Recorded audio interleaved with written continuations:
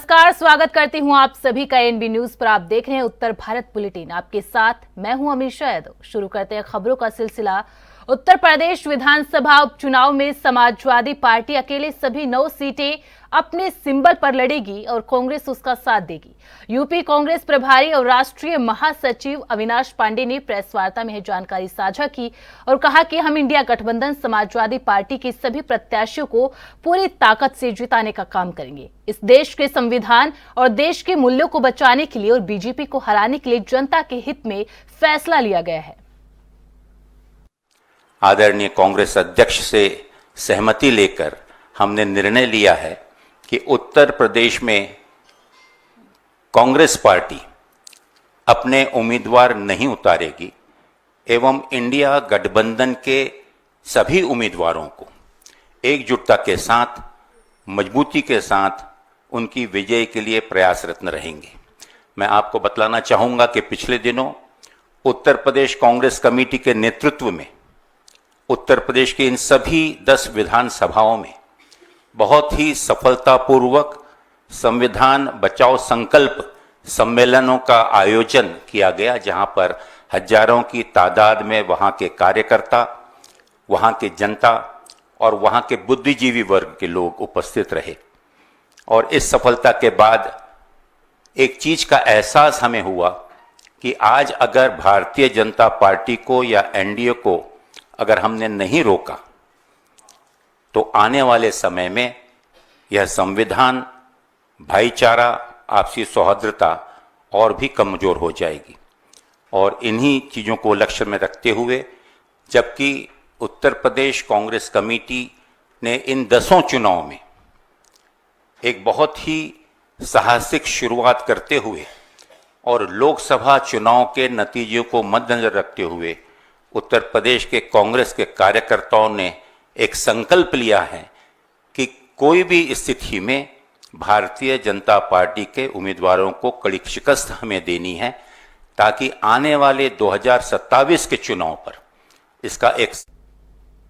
उत्तर प्रदेश की 9 विधानसभा सीटों पर उपचुनाव में समाजवादी पार्टी अकेले चुनाव लड़ेगी। वहीं कांग्रेस चुनाव नहीं लड़ेगी और समाजवादी पार्टियों के प्रत्याशियों के समर्थन में प्रचार प्रसार करेगी, जिसको लेकर कांग्रेस के पूर्व विधायक दीपक सिंह ने क्या कुछ कहा, सुनते हैं।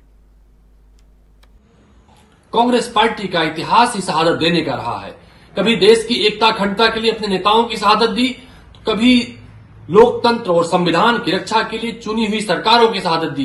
कुछ अज्ञानकारी लोग नहीं जानते होंगे, इंदिरा गांधी के समय में चुनी हुई सरकार कश्मीर की, चुनी हुई सरकार असम की, 1964 में चुनी हुई सरकार मिजोरम की इसलिए छोड़ दी थी, चुनाव न लड़ने का फैसला किया था कि वहां के भटके हुए नौजवान जो बंदूक उठा रहे थे, जो अलोकतांत्रिक हो गए थे, उनके हाथ में बंदूक की जगह संविधान आए और जो तानाशाही कर रहे थे उनके हाथ में लोकतंत्र की शक्ति आए, जिससे वहां पर आतंकवाद, अलगाववाद खत्म हो।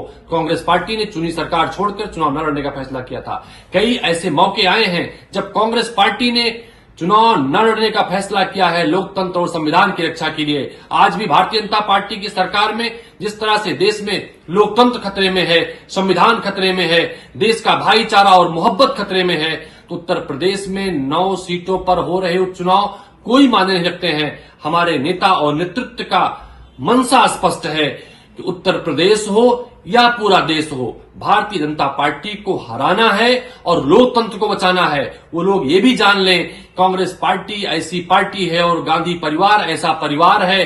2004 को भी याद कर लें, जब चुनकर आई कांग्रेस पार्टी की सरकार में सोनिया गांधी जी ने प्रधानमंत्री जैसे महत्वपूर्ण पद का परित्याग कर दिया था, तो वहां पर कोई सीटें माने रखते नहीं है। उत्तर प्रदेश में कांग्रेस पार्टी मजबूती के साथ इंडिया गठबंधन को लड़ाएगी, भारतीय जनता पार्टी को हराएगी। ये हर कार्यकर्ता, हर नेता संकल्पबद्ध है और मजबूती के साथ इंडिया गठबंधन के साथ खड़ा होगा।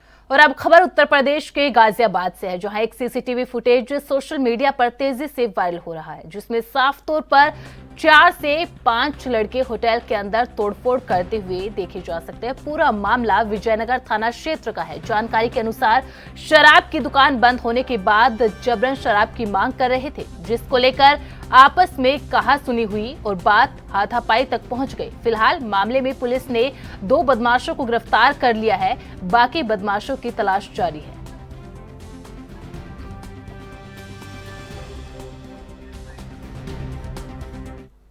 उत्तर भारत बुलेटिन में फिलहाल इतना ही। आप बने रहे एएनबी न्यूज के साथ। नमस्कार।